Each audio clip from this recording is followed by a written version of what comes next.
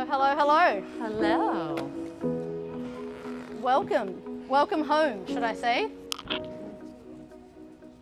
Is it on? I think the welcome home was for you, not me. I clearly do not sound Australian. But thank you. It is wonderful to be in your amazing, beautiful country. You're really blowing my mind because I've been to Australia multiple times and I thought I knew what Australia was, and y'all are nothing like a country town in South Australia. So it's really blown my mind that it's like a big city and you're beautiful people, and I've really enjoyed it. So thank you so much for having us. I like that you said you're not Australian, but that's untrue because you've married an Aussie. That means we get to adopt you too. Okay. That's All what right. we do in Australia. We just adopt you. Oh, Yeah, you, we you just take totally you can. in. And you know what? Every single one of my pregnancies, you know what I craved? That I never ever liked before? Vegemite. Really? I'm obviously pregnant with Australian kids. Love Vegemite, couldn't get enough of it. I wanted the toast, cream cheese, Vegemite, fried yolky egg on top. It was my go-to pregnancy thing. No? No one else here? Maybe it was just me. Cream cheese and Vegemite. Is that what you said? Yeah. Oh, it's really good. Is that too American? No, y'all just do the butter, huh? The butter's good too. Butter and Vegemite. How do you have your Vegemite, Matt? I don't really do it anymore, but back in the day, way too much butter and then way too much Vegemite. I think that's how you're supposed to do it. Oh, beautiful. All right. Well, thanks so much for joining us. We're so happy to have you home. It's great to be here. Thank you. I guess I want to start the conversation by asking about your family. Let's start there. Tell us a little bit about your family. What does family life look like? How many children do you have? What are their ages right now? We have 4 children, ages 17 down to 10. I think I found family life very difficult at first. We're just going to get real quick. Is that all right? Absolutely. I remember when we had our first child, everyone kept telling me what a blessing it was. And I knew that that had to be true and that it was true. But it was difficult for me to make that transition from marriage into having a child, especially because we lived in a very rural area in Ireland. And we had an awesome child who was colicky and so cried all night, screamed all night. And so I remember just like, I don't like this at all. And you know, it's the kind of thing where you're like, obviously I love him, I'd die for him, but like, this is brutal. But then I remember trying to express that to other people. And when people didn't understand that, you know, they're like, yeah, but what a blessing. I'm like, I feel so alone right now. And I think even, we lived in the Gaeltacht, so like the main language where we lived was Gaelic. And so like we really had no friends. So like it was really hard. We were doing missionary work in a foreign land and everyone thought Father Michael, like the old priest, is teaching what the church used to teach. They don't teach that anymore. And then a newly married couple in our 20s, early 20s, are teaching the exact same things. And so the town got angry and they didn't like us very much. And so it was just hard. And then I was hospitalized more of my pregnancy than I wasn't. Mm-hmm. And so it was kind of a brutal awakening from like honeymoon stage to colicky baby that screams all the time and a wife that's in the hospital. Yeah, and I would say though now, I know you, because of my wife's health issues, we're unable to have more children, but I actually love this stage. So our youngest is 10. I love this stage. My kids are so funny and cool and good looking, which is important. And I just love it. I love them so much. And I would say that, and I say this on the show, and I say it repeatedly because I feel like it's got to help somebody else, that like early father Matt Fradd is just, I wish I could go back and be like, hey buddy, everything is fine. You just need to relax because you're hanging on way too tight and it's stressing everybody out. Yes, we were all the rosary was the most stressful time in our day, and I'm like, oh gosh, nobody move. Hail Mary, say it! I will beat you! It was a very stressful rosary. I never said that, but I mean, it was, I just had these ideas. You know, you have these, somebody once said, and I think this is excellent, never compare your inside to somebody else's outside. Brilliant. And that's true of you and all the crap you're dealing with. And then, you know, you see someone, you get like a 10-second glimpse of them and you got this idea of how their life must be. You have no clue. But that's also true with marriage, hey? Marriage and family. And I remember I just had this like, I'm being hyperbolic, but this idea that Scott Hahn's kids were probably like stop levitating, Josiah. Down we get. Hail Mary. You know, and I just, and you know, it's like I got angry not because of my kids. I think I know I got angry because of like, what's wrong with me that I can't make this work the way I think it should work. I'm a melancholic. I don't know if you're into the temperaments or not, but I have this, like, everything needs to be right. But like, fast forward to today, and our rosaries are like, we'd love you to join us if you want. And you're under the blanket playing with Legos, totally fine. Everything is fine. And what we've found is now the evening rosary, I think it was Jose Maria Escriva who said, let your nightly rosary be more like a warm hearth that's inviting. And that's kind of what we do. At the end of the night, we just pray the rosary. It's nothing impressive at all, but the children kind of want to hang out and they want to come and they want to pray. And it's been way better than the being angry about everything. But I think that the reason I bring that up is symbolic, I think, of how, I don't know how you can talk about how you've grown, but that's how I say it. One way I've grown, I think. Do you think or no? Oh, absolutely. Yeah. Yes, totally agree with that. I don't think I was too strict about the rosary or like looking. I'm not melancholic, so I feel like you, especially because of your temperament, have this ideal. This is what we should all be, and I'm a rebel at heart, so I'm like, I'm not gonna be that. So I don't think, like certain things would stress me for sure. And I love the ages our kids are at now, but I really, really, really miss the babies. Yeah, I don't at all. When I meet your babies, I don't, like, they're fine. I don't know what to do with them. I don't know how to say hi. I met a couple earlier, can't tell you their names, but Rachel, she's got great thunder thighs. I like the thighs. I like when kids have She's giant gorgeous. fat I don't even legs. know where she went. But I Okay, she's cute. That one's cute. Okay, that one's really cute too, right? But even as I said that one, do you see what I mean? Like, I have no real, that one, it's whatever. You're great, whatever. You're fine. She is really beautiful. I've loved our kids at all the stages, but yes, I think that I shined more. Like, it's really nice as a mom, like anything that happens to your little one, you have one thing that'll fix everything.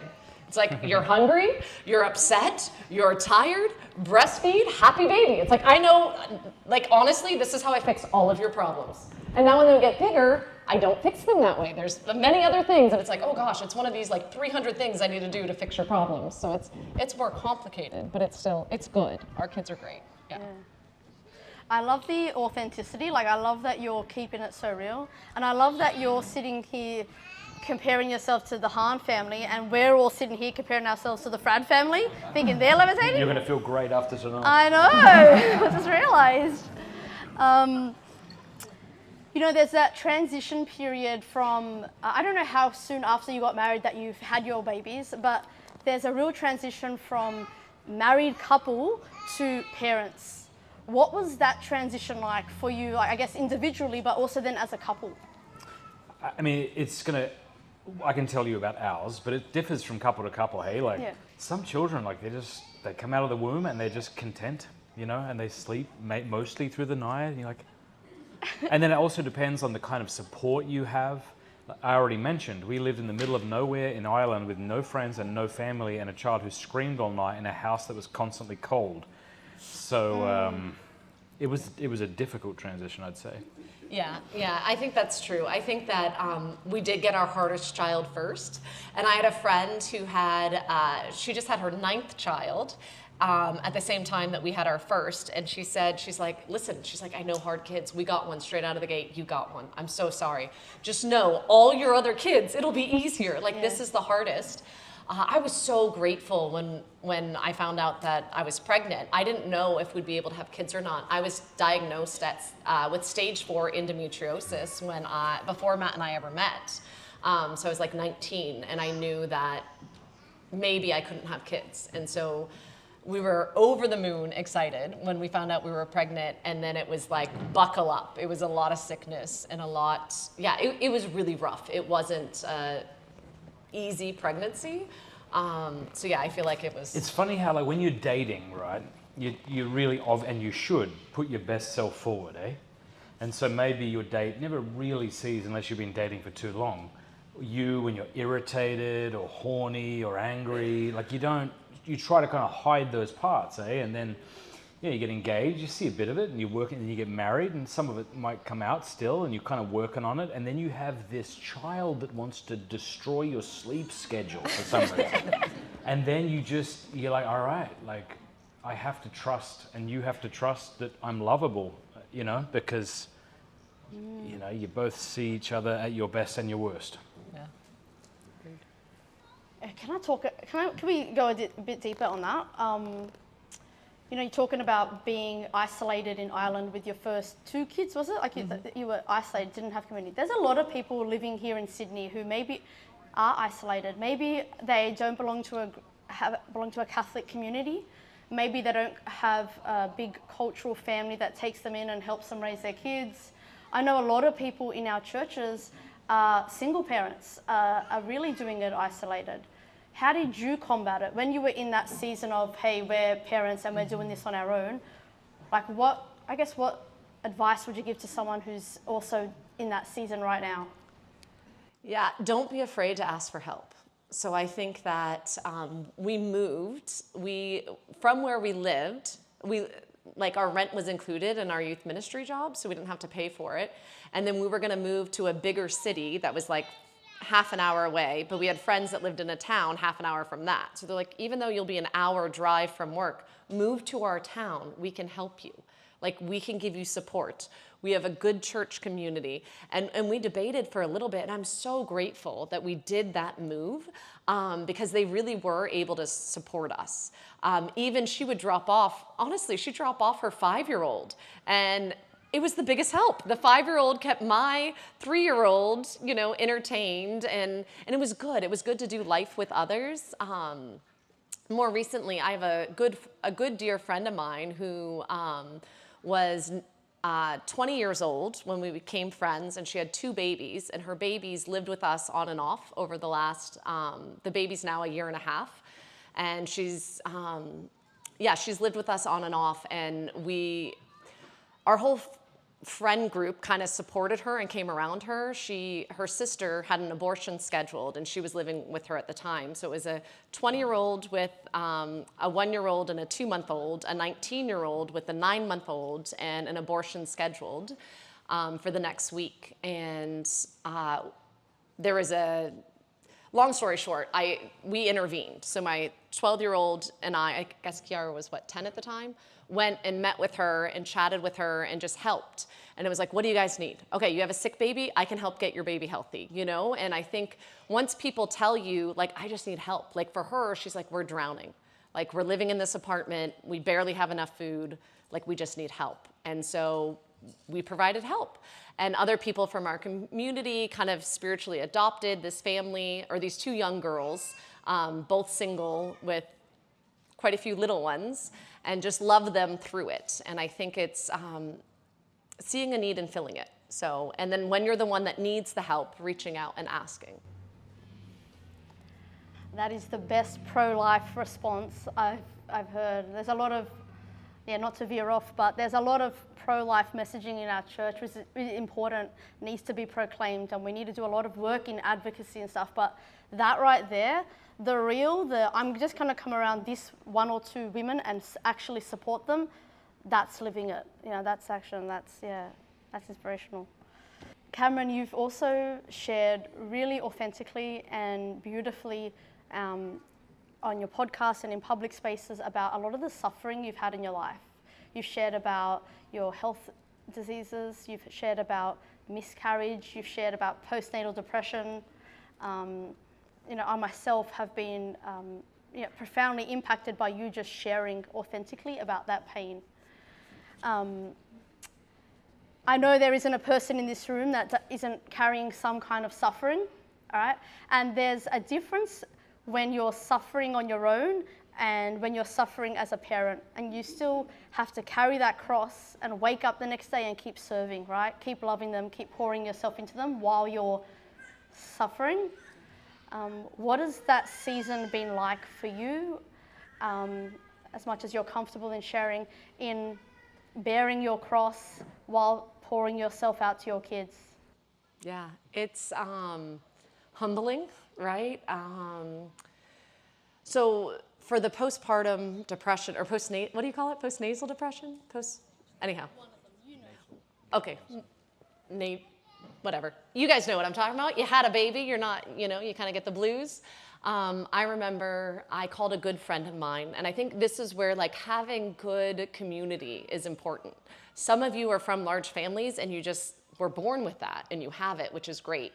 And then others, not so much. You have to find it. And so coming to events like this, meeting people, having someone you can call. I remember I had my 4th baby, and he almost died, and it was really rough. And I felt like I was just in survival mode. I didn't sleep for probably the first, 4 months of his life.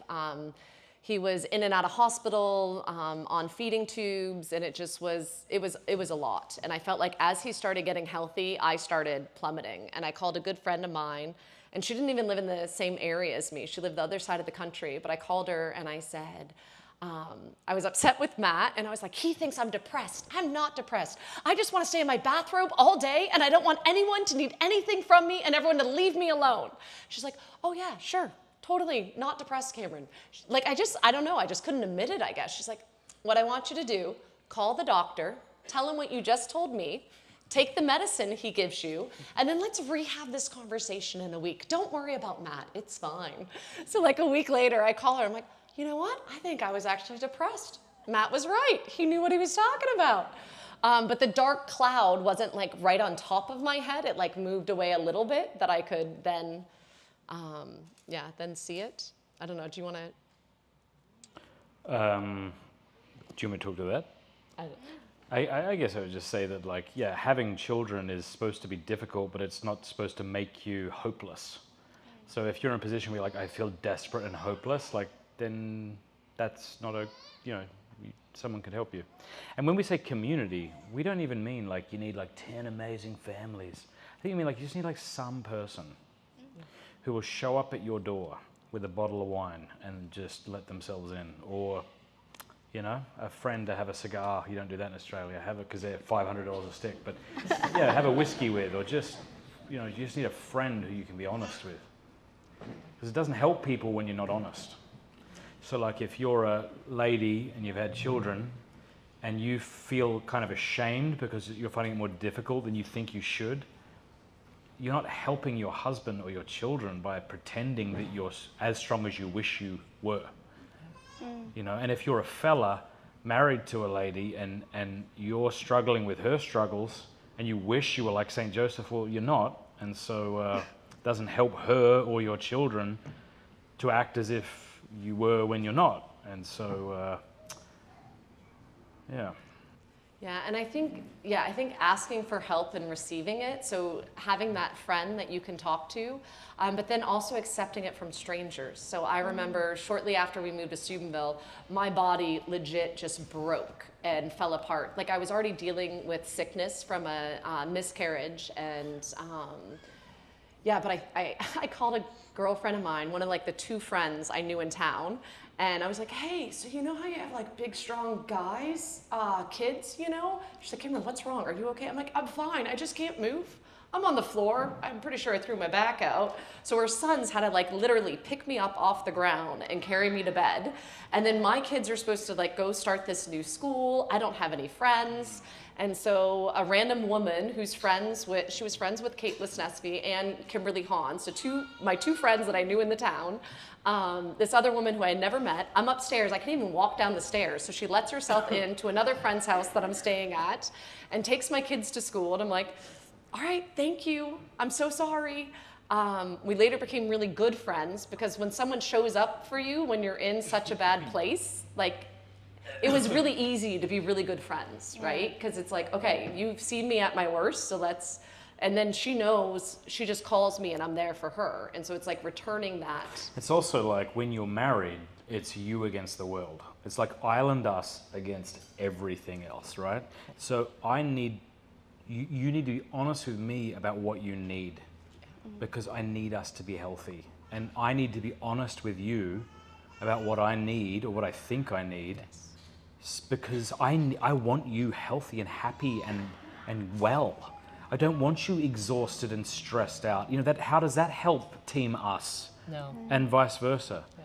So, it's almost, I don't think it is selfish, but you can think of it selfishly. Like, I need you to be well for me and the kids to flourish. Yeah. And you need me to be in a good place. Yeah, and you said something to me early in marriage that I was upset with at the time, but it was one of the best things that you said. He said, because I like serving, I like helping other people. And he's like, I need you to know that every time you say yes to someone else, you're saying no to me and the kids. I was really offended by that. Well, yes. But it's true. No, but it's important, I think. I'm saying that you're right, though. No, I know what you're saying. I just think it's important that they realize that you would go like, that's how you love people. Like, you're so capable of just getting stuff done. And if someone has a problem, you're very good at being like, we need to fix this. Like, you enter into their problem, and it's beautiful. But that's the point, right, is that you went all in, and I'm like, we really need you here. You need to stop doing that because that's fair. We come first. Yeah. Yeah. No, that's very fair. Yeah. I love this. I love this real sharing. This is awesome. There's a lot of talk today about, especially in the Catholic Church, about things like generational trauma and family wounds. You're familiar with like Dr. Bob Schutz and stuff. And there's a lot of people talking about learning from generations past, right? Learning from our parents, our grandparents, and our family stories. What is something that you think you've learned as parents, either good or bad, maybe from your parents or your grandparents or your family story? That is a good question. It's a great question. I mean, we're being filmed, right? So we're actually not going to be as real as you might want us to be. But I will say something like really beautiful about my parents that I think I've learned from. My dad, the best gift my dad ever gave me was loving my mum well. Yes. It's not, he, like me, like everyone in this room, has his downsides and has his immaturities and things you wish just like I have mine, right? But he was so good at just like, he loved my mum. And I was even just at home a couple of years ago, last time I was here in Sydney, went to Parish, and, it was just great. I was just there, I was sitting out the back with Dad, and Mum comes out, waddles out, and she's wet hair and just got out the shower. He's like, come here, darling. And she sits on his lap and he's drying her hair, and that's just how they act. I remember once going on a 5-hour drive. I was working in a copper mine up in Roxby Downs, which is about 5 hours north of where I lived in Piri. And it's a long drive, and neither of us had said anything for about an hour and a half or something. And just out of nowhere, he says, she's a bloody good woman, your mother. And I'm like, yeah, she's fine, mate. She is, she's great. But that's really cool. So I don't know, like that. I know different people have different love languages, but I feel like maybe I got that from him. Like, whatever ways I fail as a husband, I really like you, and I really like telling you that I like you. And I'm really glad that he set that example. Yeah, I think one thing that my family did well was that we always had meals together. So my mom's a really good cook, and we never prayed together as a family. We I don't know, if it was convenient, if we were living somewhere, we go to mass on Sunday, but it was just in and out. And we did say, bless the Lord, and these I guess which we were about to, right before we ate really fast. So maybe that's why I have fond memories of dinner. I'm like, oh, we prayed together as a family. But we made it a point, because all of us were really busy with sports and stuff, we'd sit down and have that time together when my dad was in town, not traveling, and that was very important. And I kept that being very important in our family, that we do that we have a meal, we sit together, see each other, say our high about the day and our low. And I think that's really important. It's crazy too how our parents, it is weird, eh? You get into marriage and you just assume that people are a certain way because that's how you experience people. And then when you realize they might not be, it kind of is a little jarring. For example, I think in my family, there's quite a bit of, not quite a bit, I think growing up, there were some times that my parents could be passive aggressive, right? And so I might not get shouted at, but I also wouldn't get talked to. And so I was always wondering, are we okay? What have I done? You are the least passive aggressive person I've ever met in my life. And I know men say about their wives, you know, like, oh yeah, you don't know how she's doing. I know exactly how you're doing. I'm very verbal. You're very. What you see is what yeah, you like get. if you say, no, it's okay, I forgive you. Like the fact that you mean that, like it's been, what, 18 years of marriage and I still don't quite believe you. But that's been really cool, you know? That actually is what I would say when you said like family trauma. So my mom, God bless her, is a product of divorce. So her parents divorced when she was very young. And there's drama there that's gone down. But I think she made a vow when she was really little that she's going to have her family together and they will always be together and they will be perfect. And it worked. When my parents got married, they were high school sweethearts, and my older sister was like the perfect daughter, and so it worked really well for her until I came along and I was not perfect and I was the tomboy and I kind of messed it up. And so like her trying to keep us all perfect and all, like I'm one of 4 girls and we'd all be dressed alike and it's like everybody smile. It was very important what we looked like to everyone on the outside. And so I almost did the opposite as a kid. I'm like, I'm not gonna make my kids dress alike.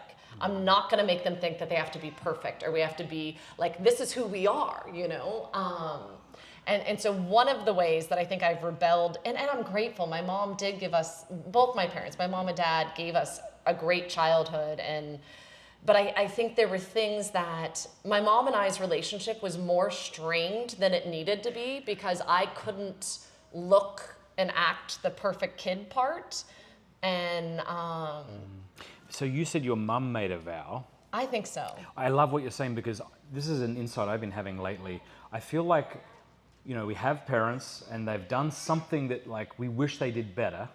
And then that almost becomes the litmus test for what it means for me to succeed at parenting. You know, so I've talked to you about this before that, like for me, I was exposed to porn at 8. That was a plague in my life for quite a while. And so I think for me, the vow, and it's a good vow, is my kids will not see pornography. But it was almost like that was all I was interested in. It's like, doesn't matter if I shout at my kids, doesn't matter if I'm interested in them, doesn't matter if I condescend to their level to enter into their world to enjoy a video game with them. Yeah, who cares? You will, you know what I mean? Yeah. So I guess my question to you is, that vow you made, like my kids don't need to look perfect, was there a negative side to that you had to overcome? No, I think I chose, probably, I'm sure there is. And I think that over the years, as I've gotten more healing, I've probably let go of more of it, but I purposely chose when my kids were little, especially my girls, and they wanted to dress themselves. And they have like floral, striped, a massive bow, a ponytail, you know, and like they kind of look ridiculous, but they're 3. And I'm like, all right, we're going to the store wearing that. And like I chose like, okay, it's okay. Like, it doesn't matter. Mm-hmm. Like I had standards where it was like, okay, we're actually going to mass, so I don't want you to be a huge distraction for father as he's trying to celebrate mass. So let's focus on this outfit or that. But yeah, I didn't want to kind of redo the same thing. And I think in some ways it also, like I know no family's perfect, but I think taking the pressure off of trying to make us look perfect, yeah, it's the same with like at one point I noticed one of my daughters watching me put on my makeup and was like, oh, I can't wait till I can wear makeup like you. I was like, ooh. And she was really young, which is fine. Like she can wear makeup now, but I'm like, I was taught when I was younger that like sometimes my mom would say something like, oh, Cameron, you're so pretty. If you would just do your hair and your makeup, then you can get a guy. I'm like, I don't really care. And so like I rebelled against that and I was like, I don't want and I was raised in a family where it was like you do your hair and makeup and you look well before you go outside, but so much so that it became a mask for a lot of us. Like, this is who I am. And I didn't want my daughters to do that. So I chose when they were young to not wear makeup all the time.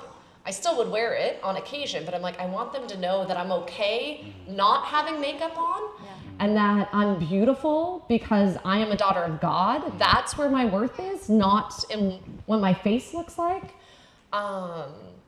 Yeah, and my girls are really, really beautiful. And even my 15-year-old, she'll wear makeup on occasion, but honestly, she's even more beautiful when she doesn't wear makeup. Yeah, I prefer it. Yeah. But I don't think she's, like she's definitely not as vain as I was at her age.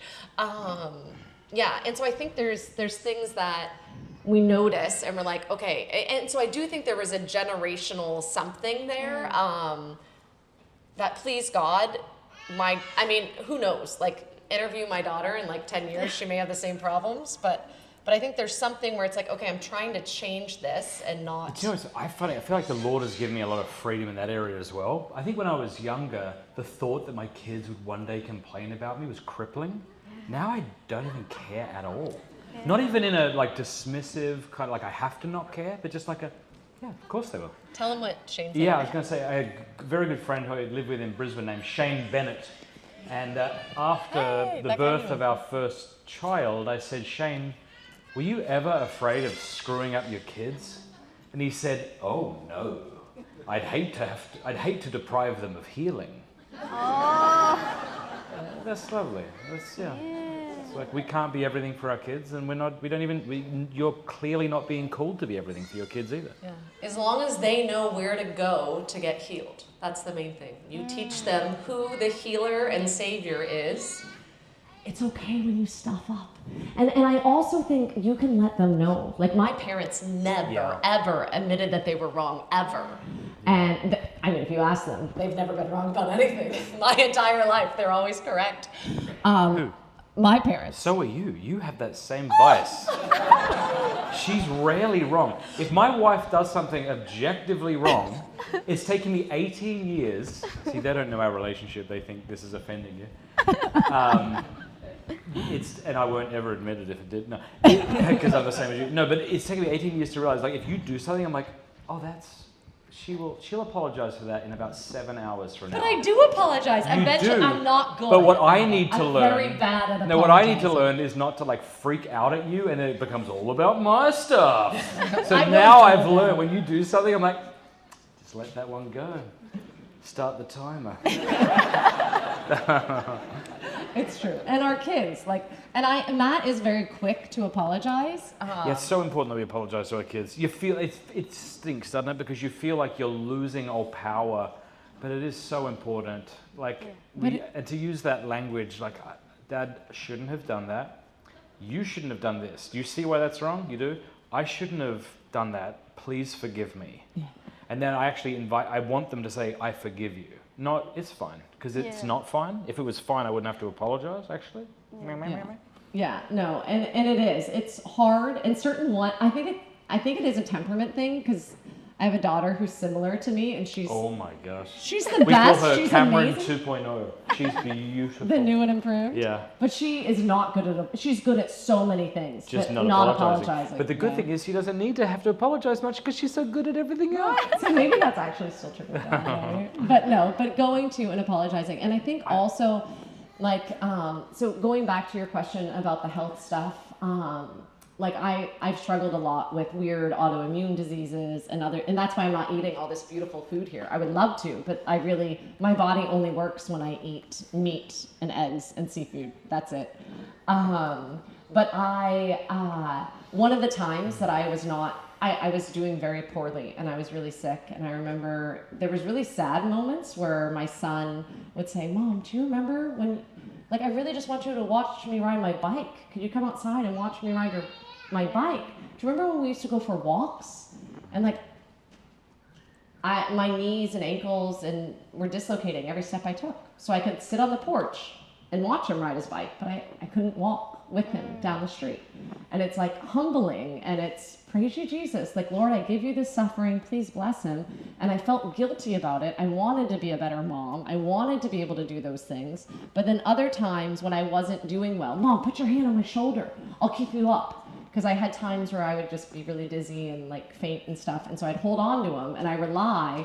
But my kids are really beautiful, and they have such servant hearts. And I think because they loved me and I let them help me in those times of sickness and sorrow, they love serving and helping, and they learned how to cook or do things that I wasn't able to do in those moments. And I know they'll be better people because of it, and learning empathy, so being honest.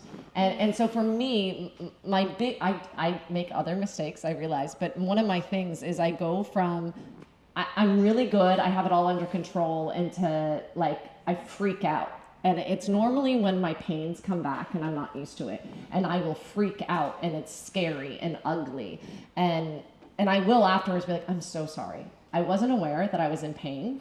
I should have stepped back and asked for help, but I kept doing everything and then I lost it. So please forgive me. And I do think that the kids receive that well. That's amazing. I love the way you're sharing so vulnerably. Yeah, and I love all the talk of healing. I can hear a lot of Dr. Bob shoots in the both of you. The wounds, vows, beliefs. Yeah, I love it. Final question from me. As first-time parents, we often make a lot of rules for ourselves, and it's usually a list of things that we're not going to do. When I'm a parent, I'll never do this, fill in the blank. What is a rule that you made for yourself as a parent that you ended up breaking? That's a good question. I think that the people that are the best parents are newly married people or single people that have 0 children. They have tons of advice for you. And they will tell you exactly what to do to be a perfect parent. And then they have a child and they realize, this is way harder than I thought. Yeah, I don't know. It's a hard question. Probably, yeah, I think when I first, I think that when I first had kids, I thought I was going to love every moment and it was just going to be, and I did have some kids where it was easy from the get-go and it was very hard. And I planned on breastfeeding for a really long time. And someone gave me advice. If you want to stop, if you want to quit because you have thrush or mastitis or you're just sick, whatever it is, write it on the calendar. You can quit 1 week from that day. And that was great advice because I thought I would have loved it. I did not like it. I don't curse. I heard more curse words being at Matt's house for 1 week in South Australia than I had ever heard in my entire life. I'm from the South, so Texas, Louisiana, girls don't really curse. And even the guys are like, don't curse around the ladies. It's just... But let me tell you, when I started breastfeeding, all these curse words would fly out of my mouth. And it was very humbling. You're even making me blush, which takes quite a... And I really struggled, and I was grateful for that advice because it was way harder and more painful than I thought it would be. So yeah, I think giving yourself a break too and letting you know when you hit your limit, asking for help and tag teaming with someone. All right, I'm not gonna, if it's okay, I'd like to say, just because I know that's your last question, can I say something not related to the question? Absolutely. It's something I said earlier, but I really feel like it's important to say again.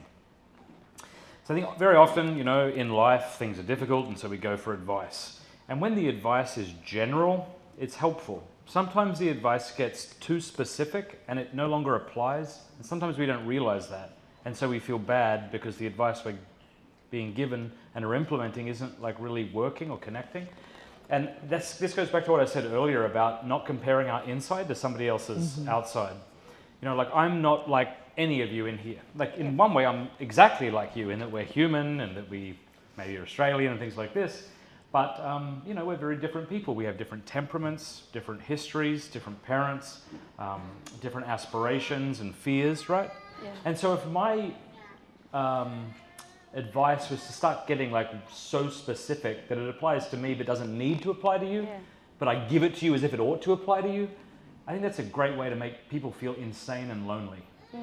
But I think too, what's more different than me and you is us and you, right? Because now we've got 2 completely unique individuals with different temperaments and different parents and different upbringings and all of that, and you mash it into this one flesh. There's no one like us, and your lovely marriage, we're not like you. And so I think sometimes in our pain, we go looking for someone to tell us what to do, and then we get disheartened because it feels like no one understands us. And I don't know, I just want to be it's just okay. It's okay if your marriage is tough. It's okay if your sex life is tough. It's okay if you think your kid hates you and it makes you feel lonely. All of it is okay. It doesn't mean that you can't be better. And can't work on relationships and things, but I just hope that nothing we say tonight would make people feel more lonely, because that goes back to what I said earlier about, just when people would say to me, "What a blessing," I'm like, maybe it is objectively, but I'm dying and I just want someone to hear that. Yeah, and I think also to give yourself more grace, especially when you're in the season of littles. Like, I remember one time I was being irrational, and Matt said to me I was being irrational. I'm like, if I'm being irrational, it's because I'm pregnant. If I'm pregnant, it's your fault. And I was like so upset over, and I don't even remember it probably wasn't even a big deal. But I think always giving yourself grace, like as in your marriage, both of you, and choosing, okay, I'm not gonna freak out over this. Like, we need to work on this. Communicating, like talking about things with each other, and then always assume the best of the other. Yeah, because sure. That's great advice. How do you do that? How do you honestly do that with me? Well, Because I do think it's okay. I will stop. We need to stop, do we? No, we I don't. think it's No, we so don't. like, and we also should say, because I don't know how much our time is limited here, but it's so important that you put your spouse before your children. yes. So important. Your children came from you. They will be nourished by your relationship. Like, your wife has to be above your children. Your husband has to be above your children.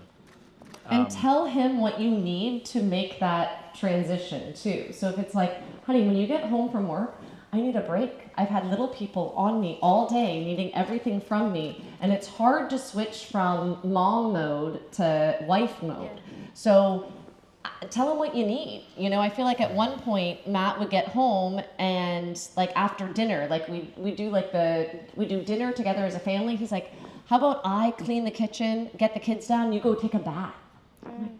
I would love that. That would be amazing. And what would happen is I could care for myself.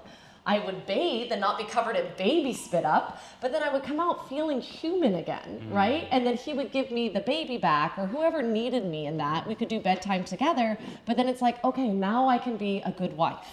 But when I'm so stressed and overwhelmed, and if my husband were to be doing his own thing, it's like, oh, it's been a long day at work, I gotta unwind. It's like, why are you being like this, babe? Like, why aren't you there for me? And it's like, I'm exhausted and tapped out. I don't even know how to be human, let alone to be a good wife.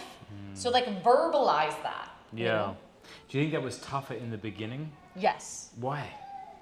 I think I agree, but I'm wondering, is it because you haven't yet reached that level of honesty with yourself and each other to be able to say, here's what I need?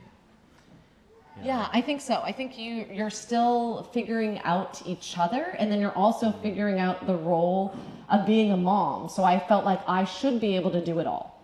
It doesn't matter how many kids. I could have 20 kids in the house under the age of 1, and I can do it. Yeah. Like, no, that's crazy. Yeah. So I remember a good girlfriend of mine felt like her husband just wanted the house spotless, all this stuff, and so she brought it up to him and was like, what do you need? And he's like, you know what I would love? I want to walk from the front door to the kitchen and not step on toys. And she's like, I don't need to clean the whole house. He's like, no, if I could have a path, I would love that. She's like, I could do that. Okay, we'll make a path. She got a snow shovel because she lives in Canada. And before her husband got home, she legit took this snow shovel from the front of the house and made a path to the bathroom, to the kitchen, to the dining room. And he could walk around the house. And then he wasn't upset. He wasn't stepping on Legos. He wasn't yelling. She didn't need to clean the whole thing. I feel like she could have done more than a friggin' snow shovel. That's what he said. It worked for them. All right. Inside, outside. Yeah, good for them. Good for them. Anyway, we'll let you wrap up. All right. Yeah. Thank you so much. This has been an amazing conversation. There's been a lot you've shared, which has been great, but I know there's even more that we could dive into. So we're going to take a short 5 to 10 minute intermission right now. If you haven't yet sent through your text messages or your questions, the number's still up there.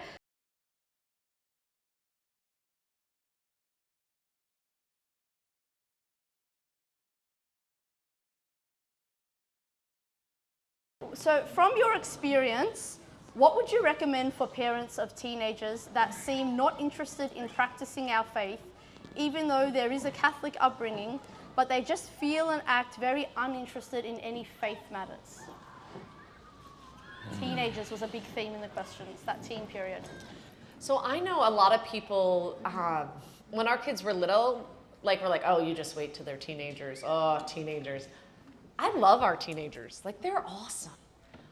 And I don't know if it's because we homeschooled them, so we experience teenagers very differently. Like, our teens are with us more of their life than they are with just peers. Like, I think there is something when you're just with your peers, so I think that could be a difference. But I think modeling the faith is really important, and not pushing them, like not making them do things.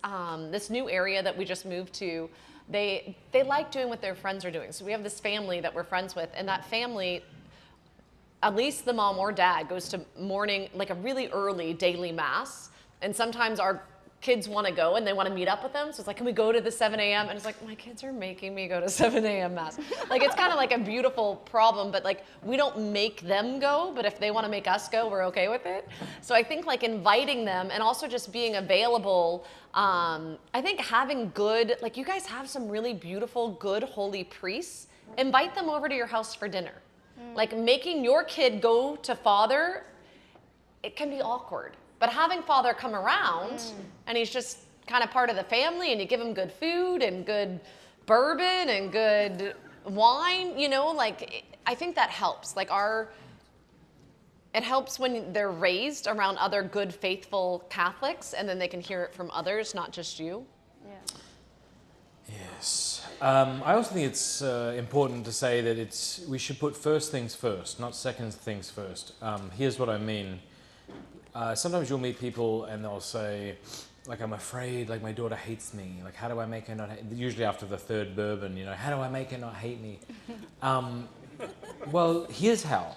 Like, actually, you can't control whether she hates you. Like, you can do nothing about that. So first things first would be, like, you don't hate her. Like, that's what you can control, actually. Like, you actually can't control her. So don't even worry about it, but you can love her. You can at least not resent her. So you can work on the thing you can work on. And so I think likewise, if I have children who are uninterested in the faith, okay, like I can do what I can do. Like I can love Christ. I can grow in my prayer life. I can show the joy and the peace that comes from my faith in Christ.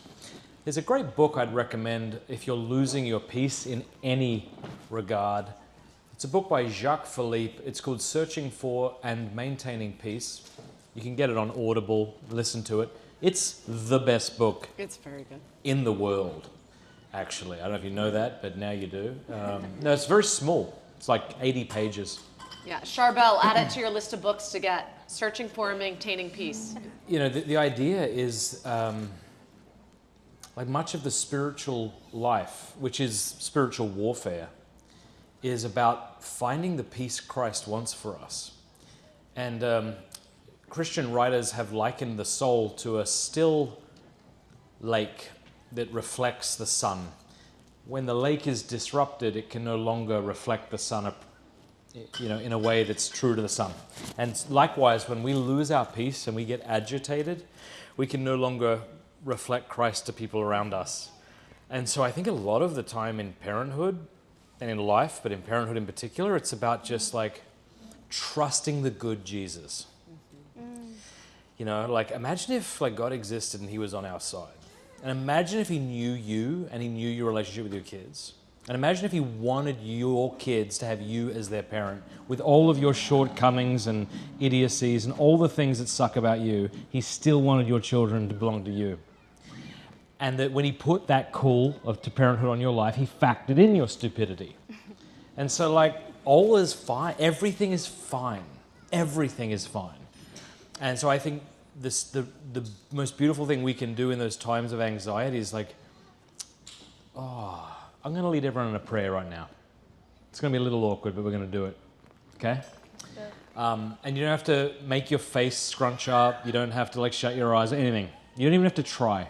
We're just going to say a little prayer. Here's what I want to do. We just want to come before the Lord. So we'll come before the Lord in the name of the Father, and the Son, and the Holy Spirit. Amen. So we don't know how snow works maybe, or rain works, and yet we experience it. And we don't know how the good Father can be present to us now. Not in the way a man is present to a hive of bees, but present to us individually. And so we don't have to try to understand it, but let's just come into his presence and just become aware, we do become aware of all the things that we're holding. Our grief, our anxiety, our regrets, the people in our life that displease us, that the awkward conversation we just had or have to have. So here's the prayer I want us to pray, and you can say it in your heart or out loud, I don't care. Lord Jesus Christ, I surrender everything and everyone to you. Lord Jesus Christ, I surrender everything and everyone to you. Lord Jesus Christ, Good Shepherd, I release it to you. And if I don't know how to release it, I release the fact that I don't know how to release it. You take on the burden. You're God. Who am I? You do it. I give it to you, Jesus. Take care of everything. Amen. I really think that's like the most beautiful prayer you can pray. It's just to release things to the good Jesus. I fear too often that we treat Christianity like a philosophy that people need to get on board with so our society can be more moral, instead of like Christianity being a person who's intimately present to us in our relationship with our teenagers. And so we actually don't have to worry. We can just release everything to him. Like, my gosh, when I was 17 years old, you know, I was fornicating, I was looking at porn, I was a freaking mess. I was sneaking into strip clubs. I was gross. And if you had have said, like, would that boy one day, like, come to Christ, much less preach him, you'd be like, I mean, sure, I guess, anything's possible, but probably not. You know, so it's like, just to relax a little. It's nice to realize that you actually cannot convert your child even if you wanted to. That's awesome. Like, just drop your shoulders and take a breath. It's not in your control to convert your children. It's actually the Holy Spirit's job. It's an act, you know, it's an act of the supernatural to make that happen. So pray for your children. Pray on your knees for your children. Fast for your children. Fast like a frickin' man or a Wonder Woman, whatever the equivalent is, I never know, but just fast and pray for them. And I would say on that note, make sure you're going to the church more and you're talking to God more about your teen than you are going to your teen and talking about the church and God. Oh my God. Gather myself.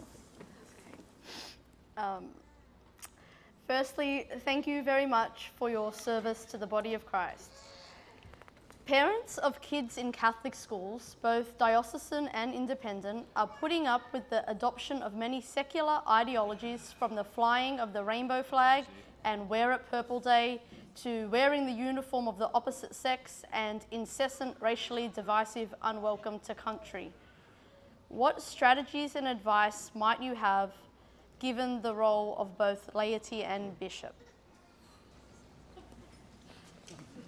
Take your children out of those stupid schools and pray they burn to the ground. Abandon them. No, wait, I'm not done. Abandon them. If your priest is a heretic, if he's incorporating Aboriginal pagan ceremonies into your church, abandon the church and go find a faithful Catholic priest. Don't let your children go to shitty schools where they push LGBT crap on them. Australians, come on! You're supposed to be cooler than this. I love that he told me to go easy and that's what he came out with. No, I didn't say go easy. I said, let me speak, woman. Oh, I heard go easy. Yeah, No, go harder. Go harder. I think that, so I don't homeschool my kids because I really enjoy homeschooling them. I do it because all the families I saw and all my friends, I'm like, oh my goodness, those kids are amazing. Those kids are amazing. Those kids are amazing. And it's like, Is it legal here to do that? To homeschool? Is it legal to homeschool? Yeah, absolutely. Yeah, Charbel does it. Just do that. So if his kids aren't in jail, Just do it. know? I mean, I know you live in Sydney and houses are $8 and billion. Here's the thing. But I know what you're thinking. You're like, oh my goodness, like my kids would be crazy to school.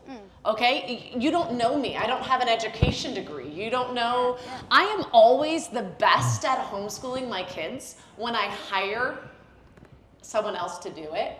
I had an 8th grader who tutored my kids for the longest time. I was the best when she schooled my kids. I'm not even gonna lie. I'm dyslexic. I have learning disabilities. My kids are beautiful and I love them, and I love the lifestyle that homeschooling gives us. But yeah, like you make sacrifices. And we need to bring shaming back. We need to shame people. We need to, no, stop. We need to shame principles. Like, there is this weaponized guilt that the left uses against you good Christians, and they do it because you're actually good people, and the first response you have when someone guilts you is, yeah, maybe I am wrong. And then you get stuck in that. It's a tactic. No, refute and rebuke them. If they're, there is no place that a gay flag should be hanging. That is not for civilized places. It hangs in hell. That's it. Yeah. And there... No, don't. There's a lot of home... Well, no. I'm more talking to the mom out there. I was talking to them, not you. You're beautiful. Oh, I thought... I told them not to clap. Oh, I see. I thought you were telling me not to talk. No, baby, you go. So I'm just saying there's a lot of resources out there that you can use.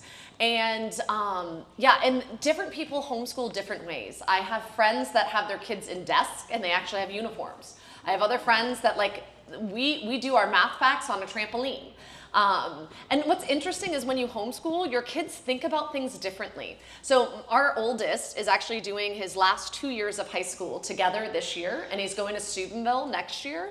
And it's actually easier for a homeschool kid to get into Franciscan University of Steubenville than it is for a regular student because they want homeschool kids. One of the professors told me what a homeschool kid doesn't know, I can teach them in 2 months. But other kids that have gone through the normal system, if they don't know something, they don't know something. But what are we going to say to people, though, their kids like 15, 16, they're like, well, that's really great. Awesome, thanks. Maybe I would have if you had come to me 20 years ago. But like, that's not going to happen right now. I'm not going to pull them out. Then Plus, you fight the school. Like, look around the room. Do you have anyone else here? Here's what I've noticed about Catholics in Sydney. You're all really attractive. This is like manly-looking men and feminine-looking women. Like, you have everything going for you. Just stride in there. Show up at school tomorrow, bring another mom, bring another dad, and go say, you know what? The kitty litter box in the bathroom, it's gotta go. That's cray-cray. Like, we can't deal with this. This is ridiculous. This flag, I'm gonna throw it away for you. That's a legit thing that was happening. We were just in Wollongong because someone identified as a cat. So they had a kitty Take that. That's awesome, isn't it? I mean, you see, once we get rid of Christianity from the public square, we become more rational. Yeah. Yeah, no, like, yeah. Sorry. Keep going. Next question. Yeah. We can't help you. But you can support each other, right? So you can support each other and change your school. But here's what's especially exciting. if it's a Catholic Here's what's school. exciting in America, right? Trump. But also, when your 8th grade teacher, Debbie, is pushing Black Lives Matter, that's the moment it becomes uncool. And I think the same flip is going to happen here. As people are pushing this woke agenda on children, it's just this, don't you think? Young people are rebelling against it, so look forward to that. Funny things happen when you homeschool too. So for example, we were just studying the Colosseum. We're part of like a homeschool co-op. We get together 1 day a week, and we're talking about the Colosseum. And so the class that I'm in, it's like 9, 10, 11-year-old boys, and they're like gladiators, fighting, martyrs, all this stuff. And my son comes out with great gelato, and everyone looks at him, and the teacher's like, no, we're talking about the Colosseum. He's like, yeah, there's this great gelato shop, and you could see the Colosseum from it, but they have these fruit flavors. So for him, like the Colosseum, he saw it. So he was thinking more modern day. The other kids were right, more back in the day. So our kids aren't smart, but they're happy. Moral of the story. I've got a lot of questions here around disciplining. Do you have a discipline system? I wish I never hit my kids. I wish I never did that. I think it's okay to. In fact, Thomas Aquinas, his argument, it would not float well today. But it's essentially like your kid's like irrational beasts, and you don't like reason with an irrational beast, like you hit it. That's kind of his argument. So sure, I'm open to it. Like I'm open to spanking your child. I'm not saying it's wrong. I'm just saying I wish that I hadn't have done that. Yeah. Can I ask why? Because it's just too easy to do it in frustration. So when we stopped spanking, I was having a very hard time with my oldest, and his little sister's only a year and a half younger, and it was just rough with her, and I was really struggling, and I was sharing with a friend, and he like went by and like shoved her, and I was like, see, like, do you see my point? I am so done. Like, all I do is like lock this kid in his room and spank him, and I'm exhausted. And he was probably like 3 or 4 at the time, and she just turned to my daughter, gave her all the attention. Was like, I'm so sorry. Your brother loves you so much. I don't know why he's doing that. I'm sure next time he walks by, he'll give you a hug or a kiss on the head. Sure enough, 5 minutes later, he walks by, kisses her on the head, and goes off. I'm like, okay, well, I don't know what you just did, but it worked. So let me just re-look at this. So I think we talk to our children in a reasonable way, and we let them know this is what's okay, this is what's not okay, and this is what we expect from you. So we do discipline, but it looks different than it did in early days. I think early days we were more white knuckling it, and then the more I have kids this you theory, have, like, you know, sometimes it seems like, and children will talk about this as well, like you were a lot harder on the older ones, and then you gave up on the younger ones. Yeah. I used to think it was because, well, they're just tired, you know, like they're like, whatever, just fine, take the matches, whatever you need to do. And that might be part of it, but I also think parents learn what fights are worth having, and you can't know that when you have your first child.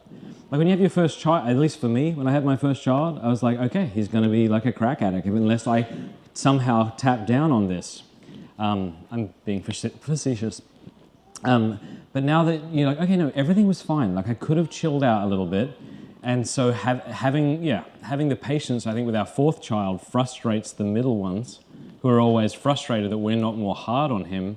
But I don't think it's because we're tired. I think it's because we're like, it's fine. Like you can't know that your kids go through this phase where they're rebellious or not listening until you've had a couple.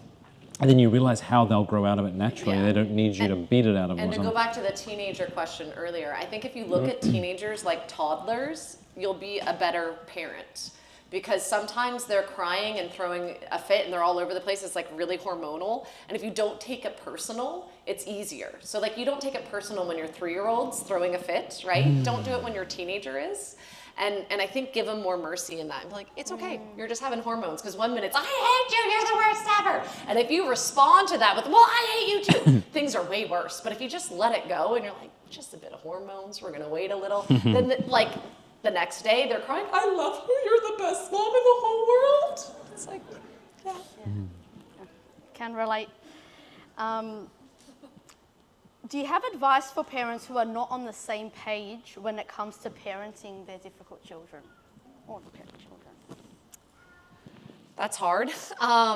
Yeah, it's hard. I think set a time where the kids aren't there, go out just the two of you and say, this is why I want to try this. This is what I think will work. What do you think, yeah.